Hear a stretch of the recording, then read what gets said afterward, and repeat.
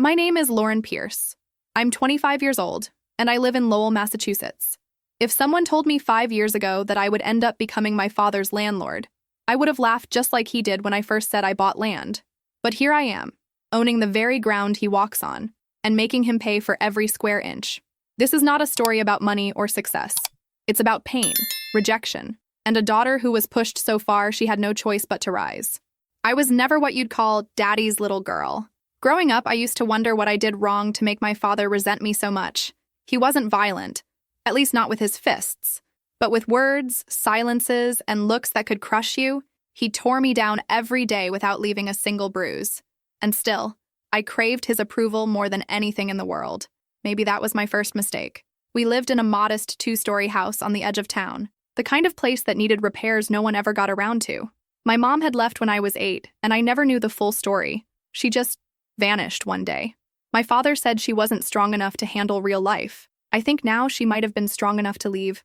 I used to ask about her sometimes, but his answers were cold and clipped.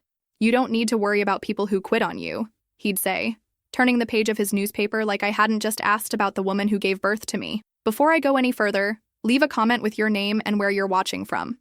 I want to know who's here listening to this story, because what I'm sharing isn't easy. It's raw. It's personal.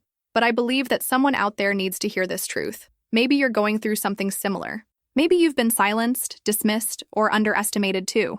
If this is hitting close to home, don't keep it in. Say something. And if you want to see how I turned that pain into power, make sure you stay until the end. And don't forget to like and subscribe. I learned to stay quiet. I got good grades, kept my room spotless, worked part-time jobs. I did everything I could to earn some scrap of praise. But it never came. If I brought home an A, he asked why it wasn't an A+. If I got promoted at work, he muttered something about favoritism. He never said he was proud, never said I mattered. By the time I was 19, I was working 2 jobs and renting a tiny room above a diner. My father had kicked me out the moment I graduated high school. He said, "You're an adult now. Time to see how tough the world really is." No warning, no farewell, just a trash bag of clothes on the front porch. I remember standing there with my hands shaking, wondering how a parent could discard their child so easily. I didn't cry, though. I promised myself I wouldn't give him that satisfaction. The next few years were brutal. I worked as a waitress in the mornings and cleaned offices at night. I saved every penny. While other people my age were partying or going to college, I was figuring out how to survive. I lived off ramen, skipped birthdays, and slept 4 hours a night. But there was something that kept me going. A whisper in the back of my mind that said, "One day, he'll see. One day, he'll know what he threw away." That whisper turned into a plan. One night, while cleaning a lawyer's office downtown, I overheard a conversation about a piece of land going up for auction. It wasn't in the best part of town, but it had potential. The owner had defaulted, and the city was practically giving it away. I went home and did my research. I barely had enough saved for the down payment, but I knew this was my shot. So I bought it. It was a stretch of old property near the river, overgrown and forgotten. But I saw more than weeds and rusted fences. I saw opportunity. Over the next year, I worked with local contractors, negotiated permits, and even took free online business classes. I didn't tell anyone, especially not my father. I didn't need his approval anymore. I was building something of my own, something he couldn't tear down. The ironic part? The land I bought used to belong to a friend of his, a man who went bankrupt and left town. My dad didn't even realize it had changed hands. And when the city approved zoning for small rental units, I got to work. I designed a set of 3 cozy apartments, affordable but stylish. I knew the area needed them. I knew people would rent. And they did. 6 months after construction finished, all 3 units were occupied. The income was enough to quit my second job. I still worked at the diner. I actually liked it. But now I had options. For the first time in my life, I wasn't just surviving. I was living. Then came the twist. One afternoon, while reviewing applications for an open unit, my newest one, a recently remodeled studio, I saw a familiar name. My heart froze. It was my father. Apparently, the landlord at his old place had sold the building and raised the rent. He was being priced out. And in a cruel stroke of fate, he applied to rent my property. He had no idea. The application was basic. Name, employment, previous address. I almost laughed when I saw his handwriting. Same as always. Firm, angular, like he was trying to punch the paper with the pen. For a moment, I felt pity.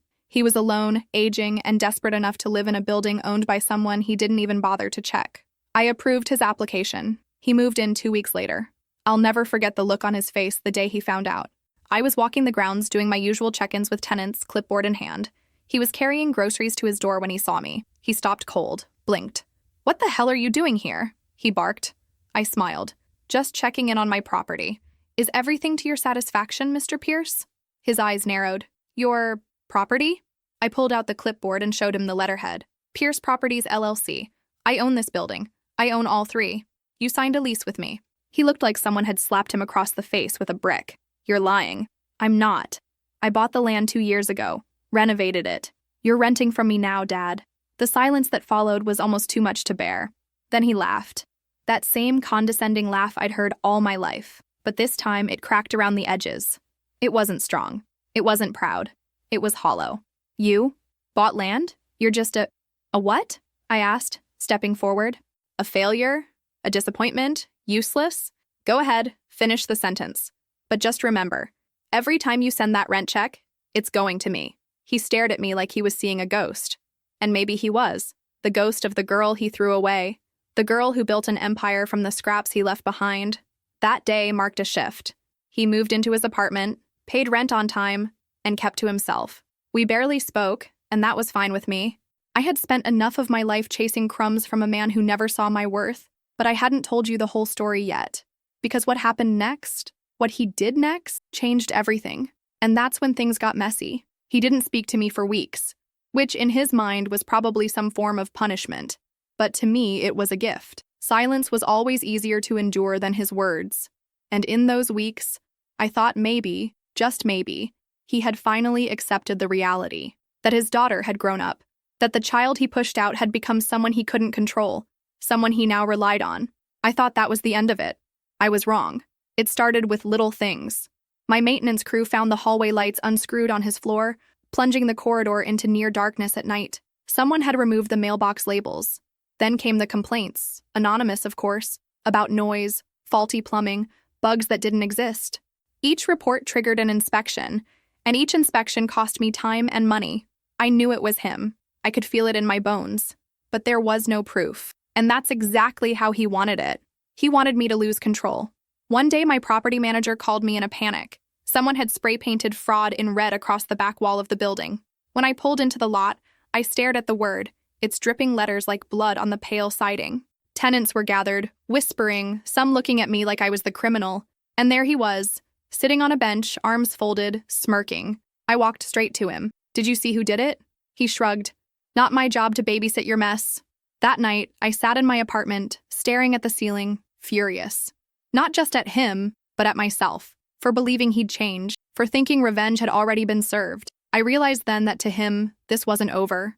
I had humiliated him by rising above him, and now he was going to chip away at what I'd built until he could feel powerful again. He hadn't come to live in my building because he had no other options. He came to make it personal. So I did something I hadn't done in years. I visited my mother. She lived just one town over in Tewksbury. I'd found her address years ago but never had the courage to show up. But now, I needed answers, closure. She opened the door slowly, her face aging but familiar. Her eyes scanned me and then softly, "Lauren?" I nodded, not trusting my voice. She let me in. The place was simple, clean, warm, nothing extravagant. She made tea. We sat. And when I asked her why she left, her hands trembled as she held the cup. "Your father. He broke me. Not all at once, but little by little, until I couldn't breathe in that house. Until I didn't even recognize myself in the mirror. And when I realized I was teaching you how to survive instead of how to live, I had to go. I hoped you'd follow one day." I wanted to be angry with her, but I couldn't be, because for the first time, I saw that we weren't so different. She had escaped in the only way she knew how, and I had done the same, just in my own time. Before I left, she reached for my hand and said something I'll never forget. "You are not broken, Lauren. You were forged." That night, I drove back to Lowell and made a plan. If my father wanted a war, I would give him one, but not with vandalism or petty games. I would dismantle him with dignity. I would let him choke on his pride. The first thing I did was hire a private investigator. I needed leverage. I needed to understand what skeletons my father had buried, and I knew there had to be something. The man had lived in Lowell his entire life, working odd jobs, always scraping by but never quite starving. It didn't add up. 2 weeks later, I got the file. Bankruptcy. Twice. Gambling debts. An old DUI. And the kicker? He had defaulted on a property loan years ago. Ironically, the very same land I'd bought. He had secretly owned that land, lost it, and never told anyone. That was the real reason his friend had gone bankrupt. It had been in my father's name all along. He'd sold it to cover his losses, then lied to cover the shame. The revelation hit me like a punch to the chest. All this time, he'd known. He knew I had unknowingly bought his failure and turned it into success. No wonder he hated me for it. No wonder he moved in. I was living proof of everything he couldn't be. Armed with this truth, I did the unthinkable. I called a tenants meeting. I gathered everyone into the common room and shared my story. Not to shame him, not directly, but to remind everyone of where this building had come from, of the effort it took to make it safe and beautiful. I told them the truth about the vandalism, the sabotage, the complaints, and I told them that if anyone continued to try to ruin what we'd built, I wouldn't hesitate to evict. I didn't name names. I didn't have to. He was in the room, and for the first time, he looked small. But he didn't go quietly. That night, I received a letter under my door. No name, just one line, scrawled in that sharp handwriting I knew too well. You may have won the building, but you'll never be more than the daughter of a failure. I stared at it for a long time, and then I laughed. Not because it was funny, but because it was pathetic. Because after everything, that was all he had left. Words. And words didn't scare me anymore. The next morning, I drafted an official notice. A lease violation due to malicious intent and property defacement. I had recordings, witness statements, even the spray paint can found near his trash. He had left enough of a trail to get himself evicted, and I followed every legal step to the letter. It wasn't revenge, it was justice. He tried to fight it, of course. Showed up at the hearing with puffed-up pride and a lawyer he couldn't afford. But facts are facts. He lost. He had 30 days to leave. The day he moved out, I watched from my window. He didn't look up, didn't acknowledge me. Just packed his rusted car and drove away without a single backward glance. And just like that, he was gone. People think revenge is loud. Screaming matches, fiery confrontations, fists through walls. But sometimes the deepest vengeance is the quiet kind. The kind where you rise so high the person who doubted you has no choice but to look up and see everything they lost. I didn't destroy him. He destroyed himself. And I was just the mirror that made him see it. Weeks passed, and for the first time in what felt like forever, there was peace. The building was quiet. My tenants were happy, and the weight that had been pressing on my chest every morning had lifted. I could breathe again. I thought the chapter was closed. But trauma doesn't just vanish. And people like my father, men who thrive on control, don't disappear without leaving something behind. It started with the phone calls. At first, they were silent, just dead air. Always from blocked numbers, always late at night. Then came the hang-ups. The clicking sound of someone picking up and slamming the receiver down. I changed my number twice, but they kept coming.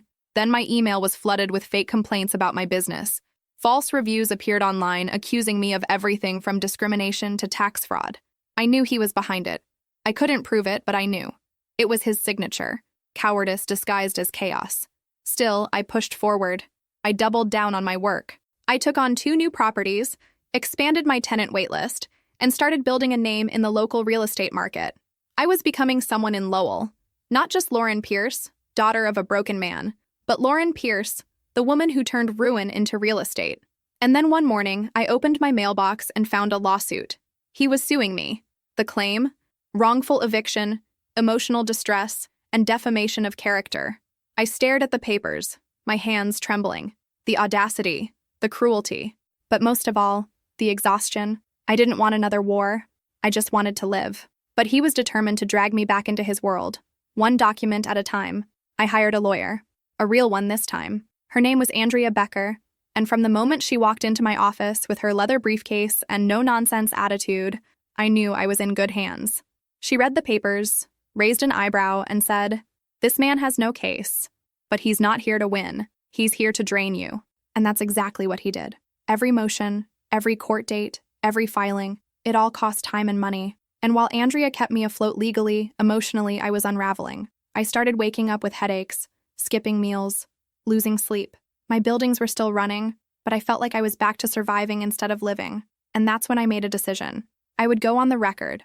I contacted a local journalist, someone I trusted. Her name was Melanie Carter. She had done a piece on female entrepreneurs in Massachusetts a year prior and had been nothing but professional. I told her everything. My childhood, the eviction, the lawsuit. I gave her documents, court filings, police reports. I let her into my world, not for sympathy, but for truth. She published the piece 2 weeks later. It was raw, honest, and unflinching. The title, From Neglect to Ownership, A Daughter's Fight to Build Her Own Legacy. The community response was overwhelming. Tenants reached out to show support. Other landlords, business owners, even strangers emailed me their encouragement. And for the first time, my father's narrative started to crumble. He wasn't the poor, discarded victim anymore. He was the man who tried to sue his own daughter into silence. The lawsuit was dropped soon after, but the damage had already been done. Not to me, but to him. He had spent years building this image of himself as a man wronged by life, a bitter widower abandoned by his daughter. But now, the truth was public. His reputation, what little he had left, was gone. And with that went his control. I wish I could say that was the end, that he slinked away into obscurity and I lived happily ever after. But that's not how life works. Closure isn't a door that shuts with a clean click. It's a process. And just when I thought the worst was behind me, I got a call from a hospital in Boston. He'd been admitted. Stroke. Minor, but enough to warrant a stay. They found my number listed as an emergency contact. I didn't go at first. I told myself I owed him nothing, that if the roles were reversed, he wouldn't come for me. But something in me, it wasn't guilt exactly, more like a shadow of who I used to be, pushed me to drive to that hospital. He looked small in the bed, pale, quiet. The tubes and wires made him seem fragile in a way I'd never seen. For a moment, I almost forgot the years of cruelty, the silence, the spray paint, the lawsuit. Almost. His eyes opened when he sensed me near. We stared at each other, two ghosts of the same bloodline. "You came," he said, voice rasping. I almost didn't. He nodded slowly. "Figures." I sat down, not sure why. "You know," he said after a long pause, "I always thought you were too soft, too sensitive. And I was wrong." There was no apology, just those words. And weirdly, they landed heavier than I expected. I didn't respond. I didn't need to. I stood up after a while, turned to leave. "Lauren," I stopped at the door. "I did love you. I just didn't know how." I didn't turn around. I just walked away. Because sometimes vengeance isn't about shouting. It's not about winning court cases or evictions. Sometimes it's standing in front of the person who broke you, hearing them finally admit what they did, and choosing to leave anyway. He was discharged a few days later, went to a halfway home. I haven't seen him since. But I kept building. I bought another property in Lowell, then one in Cambridge. I hired a small team, started mentoring other women in the business. I turned my pain into purpose, and my silence into strategy. People ask me sometimes if I forgave him, and I always say this. Forgiveness is overrated when it's not earned. But peace? Peace is priceless. And I earned every second of mine. The thing about healing is that it doesn't come in a straight line. Some days I'd wake up feeling like I had everything figured out. Other days I'd stare at my reflection and still see the girl standing on the porch with her clothes in a trash bag, wondering what she'd done to deserve being abandoned by the man who was supposed to protect her. Success is louder than pain, but it doesn't always silence it. I was still learning that. Months after the hospital visit, I received a letter addressed to me. Not Pierce Properties, not Resident, but Lauren. My stomach dropped when I saw the handwriting. It was from him. I held it for hours before I opened it, unsure if I was ready.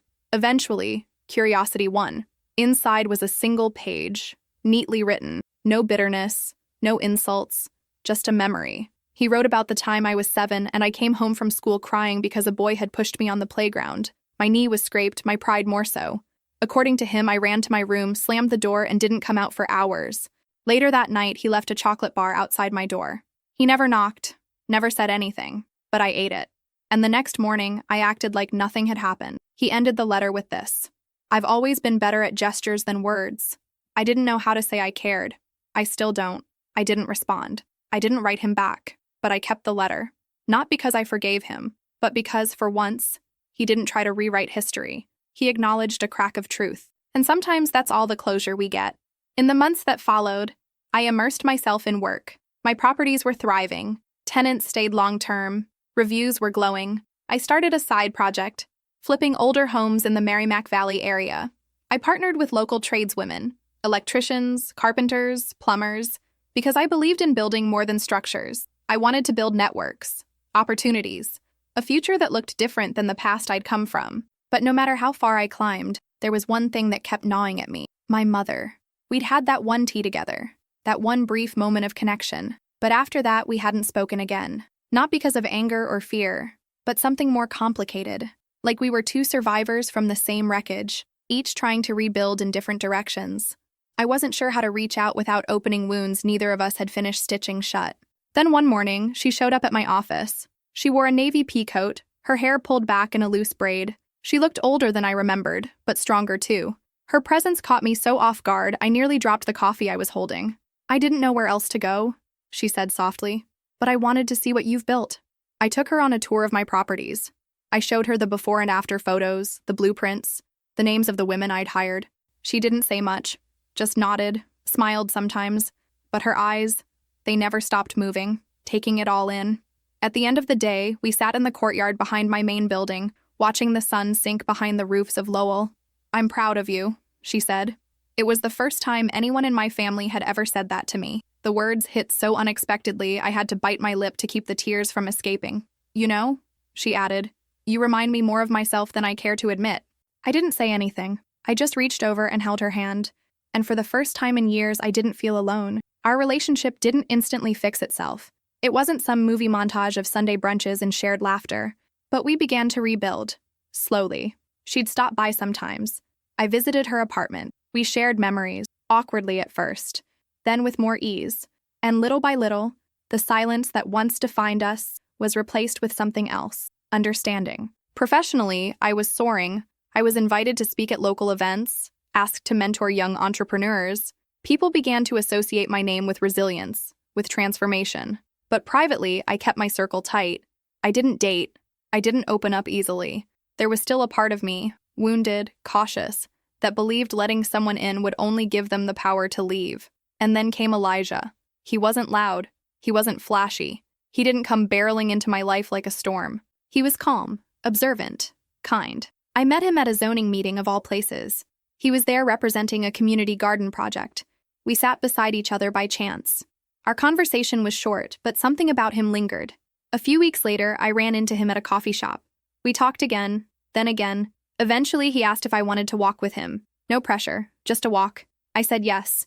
He asked questions, not to pry, but to understand. He never tried to fix me. He listened, and little by little, I let him in. He became a fixture in my life, not a crutch, not a savior, but a partner.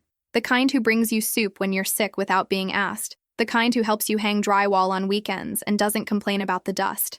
For the first time, I allowed myself to believe that maybe I didn't have to do everything alone. But just as things were settling into something that resembled peace, my phone rang. It was the halfway home. My father had gone missing. He hadn't checked in for meals. His room was empty. No signs of struggle, just gone. The police were contacted. A report was filed, but no one seemed especially alarmed. "Sometimes they wander," the nurse said. "They come back." He didn't. Weeks passed with no news. No sightings, no calls. It was like he'd vanished off the face of the earth. And maybe that was his final act of control, disappearing without explanation, without closure, leaving behind a mystery that no one could solve. Part of me feared the worst. Part of me feared he was watching from somewhere, waiting for the perfect moment to reappear and tear everything down again. But a bigger part of me didn't care. Not out of cruelty, but because I'd finally reached a place where his presence or absence no longer dictated my worth. I still kept the letter. I still remembered the chocolate bar. But I didn't let either define me. Years passed. The properties grew. Elijah and I moved in together. My mother and I spent holidays together. And one day, while cleaning out old files, I came across a photograph. It was me, maybe 5 years old, sitting on my father's shoulders at a town fair. We were both smiling, genuinely. No masks, no bruises. I stared at that photo for a long time. Then I slipped it into a drawer. Because the past didn't need to be erased. It just didn't need to run my life anymore. The night the letter arrived, I was sitting at my kitchen counter, laptop open, reviewing blueprints for a new duplex I was designing in Haverhill. The building would be modern, energy efficient, with a green rooftop and a shared courtyard. A dream project. I was halfway through an email when I heard the slot click. Mail this late was strange. I opened the door and looked down. One envelope. No stamp. No return address. Just my name, scrawled in handwriting I hadn't seen in a long time. For a moment, I stood there staring at it. The hallway light buzzed above me, casting a flicker of shadow over the paper. My chest tightened, my fingers hesitated. I knew, without a doubt, it was from him. I brought it inside, sat down, and opened it with a knife from the drawer. Inside were 2 sheets of lined notebook paper. The words were smudged slightly. like maybe they'd been written with shaking hands or tears. I started reading. Lauren, if you're reading this, I probably don't exist anymore. Not in any way that matters. I never learned how to love people the right way. That's not your fault. It's mine. I was raised by silence, by cold dinners and colder expectations. I never knew softness. So I made the same mistake with you. I turned my own fear into discipline and called it parenting. But it was punishment. You were just a little girl. You deserved more. There was a pause in the words. He skipped a few lines before continuing. I watched you build your life from a distance after I left the facility. I saw the articles, the awards, the properties. I wanted to hate you, to believe that you were lucky or helped or privileged in ways I never had. But the truth is, you made it despite me. That truth hurt more than any failure I ever lived. You were what I couldn't be. You always were. I'm sorry. I folded the letter back into its envelope and sat there, staring at the wood grain of my countertop. The words echoed in my chest, loud and soft all at once. For years, I had dreamed of hearing those things. I had written imaginary speeches in the dark, rehearsed confrontations in mirrors. But now, with those words finally in my hands, I didn't feel closure. I felt hollow, because he was still gone. The police never found him. There were no records of a bus ticket, no witnesses. He hadn't used his bank account in over a year. It was like he had walked into the woods and let the trees swallow him. A part of me believed he wanted it that way. Maybe he needed the world to forget him. Maybe he couldn't handle watching me succeed while he faded into irrelevance. And in some cruel, poetic way, maybe disappearing was the last power he had left. After that letter, I couldn't sleep for days. I kept thinking about the years I had spent trying to earn a place in his heart, the way children bend themselves into impossible shapes for a drop of affection. I thought about the echo of his laugh when I told him I bought land, and the way that echo used to haunt me. Not anymore. One morning, I went to the river trail behind one of my first properties. The very land I had bought, the one that started it all. It was early spring. The ground was thawing, and the air had that damp smell of beginnings. I walked down to the water and sat on a rock that overlooked the current. This was where I used to come when I was a kid, before everything fell apart. A place where I felt small in a safe way. A place where the noise of my father's disappointment couldn't reach me. I took out the letter and read it one more time. Then I folded it carefully and placed it under a flat stone by the water's edge, not to bury it, not to erase it, but to leave it behind where it belonged. Then I stood up and walked away. The next months were a whirlwind. The duplex was approved. I hired 3 women who had aged out of foster care to help with construction. I started a new mentorship program. I gave a keynote speech at a conference in Boston. Every time I stood on a stage or signed a contract or opened a new door, I remembered who I used to be. I remembered the girl who stood outside with her belongings in a trash bag. I remembered the silence and the anger and the long nights wondering if I was ever going to matter. And I remembered that I did all of this on my own. Elijah proposed to me in the courtyard of my first property. It was a rainy day, the kind where everything smells like earth and pavement and spring. He didn't get down on one knee. He just pulled me close, held out a simple silver ring, and said, "Let's build something we never have to escape from." I said yes, not because I needed someone to complete me, but because I had already completed myself. He was just someone I wanted to share it with. We got married the following autumn in a small ceremony by the river. My mother stood by my side. My tenants came. So did the women from my team. There was no drama, no missing person haunting the back row. Just joy, just laughter, just life, blooming where pain used to grow. Years later, I stood in front of a class of young women at a vocational high school, giving a talk on property ownership and entrepreneurship. One of them raised her hand and asked, "What's the most important thing you've learned about building something from the ground up?" I paused for a moment, thinking about the question. Then I said, that the ground doesn't care if you've been broken. It will still hold you up if you build on it the right way. You don't have to be perfect. You just have to begin. They clapped. I smiled. But inside, I was thinking of something else. Something deeper. Because the truth is, I didn't just build homes or apartments or equity. I built myself. Out of silence. Out of shame. Out of every moment I was told I wasn't enough. And now, every brick I lay, every woman I hire, every lease I sign, it all whispers the same thing. You are enough. You always were. The morning I received the invitation to speak at a National Women's Leadership Summit in New York, I was in the middle of scraping paint off a vintage window frame I'd salvaged from a renovation. My phone buzzed, and I wiped my hands on my jeans to read the email.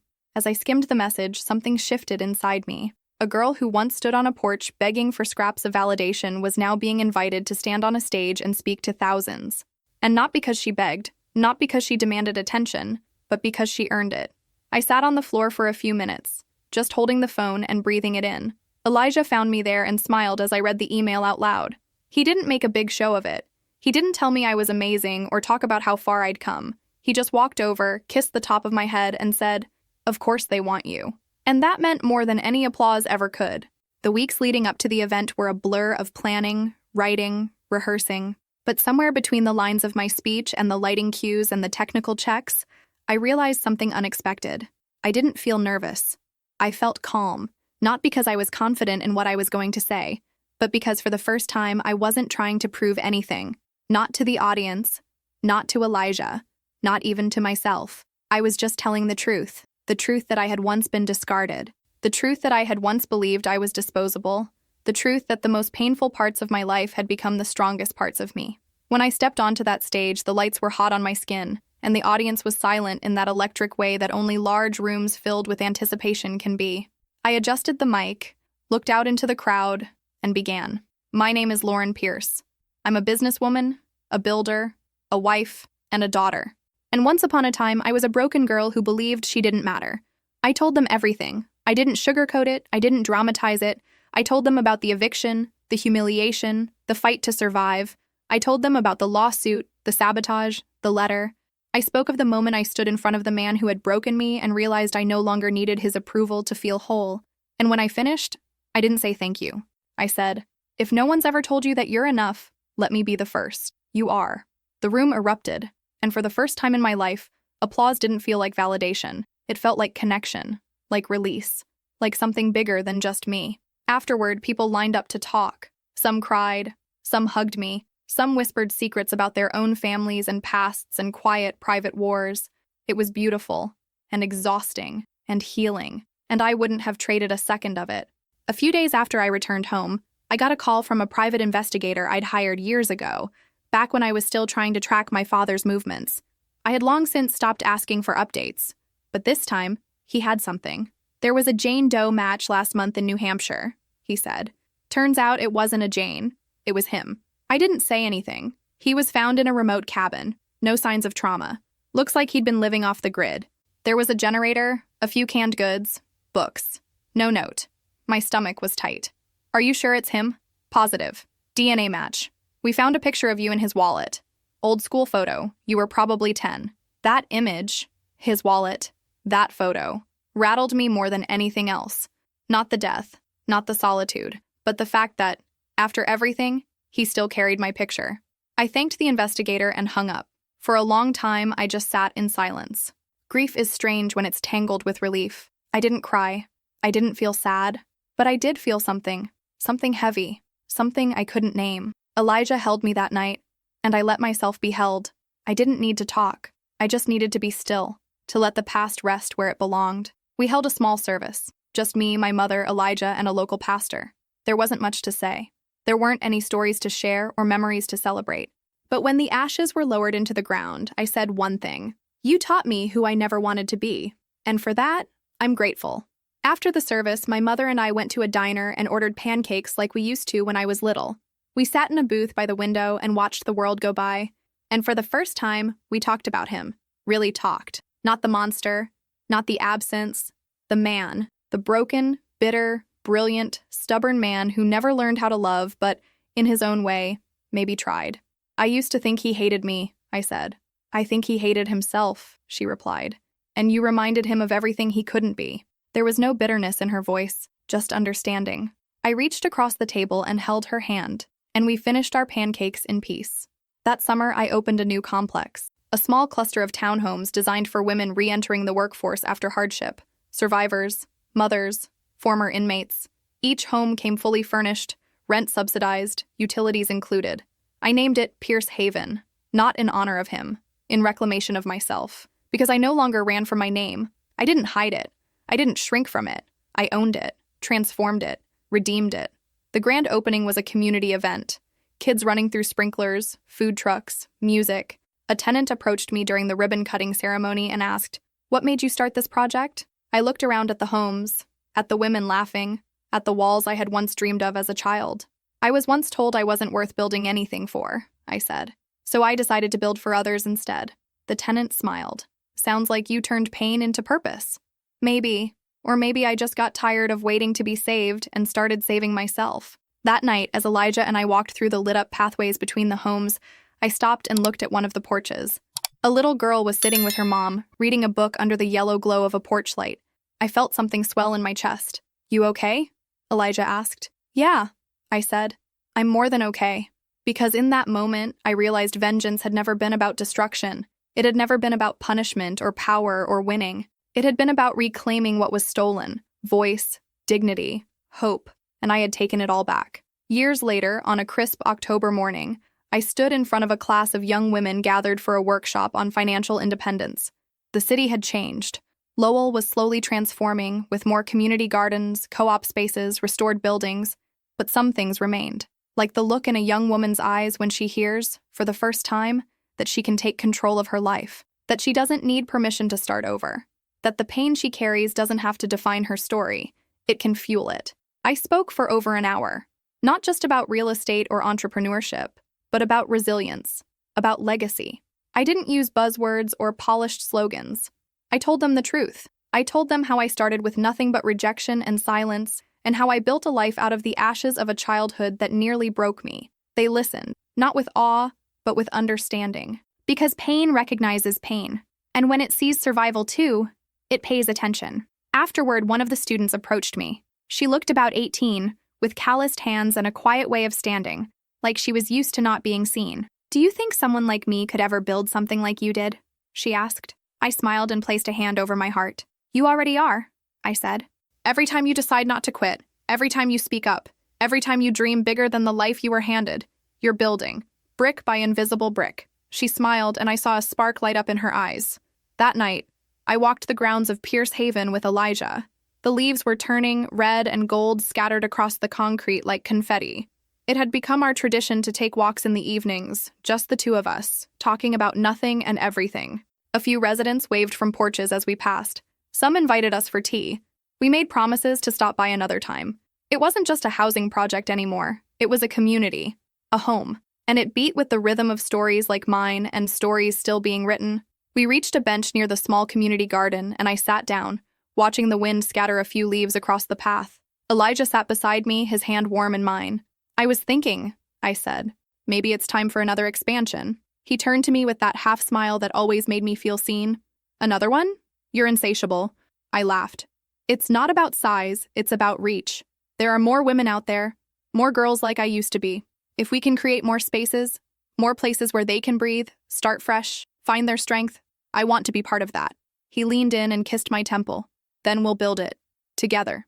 A few weeks later, I received a letter in the mail. It was handwritten, but not by my father. It was from a woman named Cecilia, who had lived next door to my father in the halfway home during his final months. She wrote about how he mostly kept to himself, but every so often he'd bring her tea when she wasn't feeling well, that he'd sit on the front steps at night and talk about a daughter who had become something special, that he never stopped carrying a photo of her.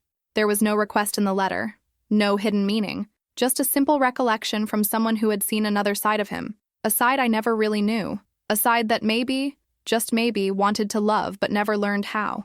I folded the letter and placed it in the same drawer where I kept his first one. Not to dwell on it, but to remember that every person, even the ones who hurt us most, is made up of more than just what they gave us, or didn't give us. Some days, when I walk past that drawer, I think about opening it, but I rarely do. Not because I've forgotten, but because I don't need the words anymore to remind me of who I am. The scars are still there, but they don't burn. They're like old bricks, weathered but strong, part of the foundation that holds me up. My mother comes over every Sunday now. We cook, talk, sometimes sit in silence and read. The peace between us is quiet and real. We don't talk much about the past anymore, not because it's painful, but because we've said what needed to be said. Now we're building memories of our own. She's even helped me with a few of the Pierce Haven events, handing out welcome baskets to new tenants or organizing kids' art days in the courtyard. One weekend, as we packed gift bags for the new residents, she looked over at me and said, "You've done something beautiful here, Lauren. I hope you know that." I smiled. "It's not just me." She reached over and touched my hand, "but it started with you." Sometimes I visit the river trail near my first property, the place where I once left that letter under a stone. It's grown over now, and the rock is probably long buried under dirt and moss, but I still go. I sit there, breathe in the water, the trees, the air. I let myself remember who I used to be, and I say thank you. Not to my father, not exactly, but to every moment that didn't break me. Every day I got back up. Every whisper in the dark that said, "You're more than this." Because they were right. Now I keep a box in my office filled with letters from women who've lived at Pierce Haven or attended my talks. Letters of hope, of survival, of transformation. Some of them are heartbreaking. Some are triumphant. All of them matter. Sometimes when I doubt myself or feel the weight of old wounds creeping back, I open the box and read a few. It reminds me why I keep going. It reminds me that what I built wasn't just for me. It was for all of us. For every woman who was told she was too much or not enough. For every girl who grew up thinking love had to be earned with silence and perfection. For every person who looked at their past and wondered if they'd ever escape it. We can. We do. We build. And one day, we look up from the dust and the blueprints and the tears, and we realize we're standing in a life we created with our own hands. A life no one can take from us. I don't think about revenge anymore. It's not part of my story now. What my father did, what he said, what he withheld, will always be part of me. But it doesn't lead the narrative. It's just one chapter in a book filled with power, redemption, and becoming. When people ask me what happened to him, I tell them the truth. He left, and I stayed, and I grew, and I built something that will outlast us both. Because the greatest revenge isn't in making someone pay. It's in making sure they never had the power to stop you from rising. And I did rise. Every single day, I still do. Have you ever had to create a boundary with family that felt extreme, but ended up saving your peace? Share your story in the comments.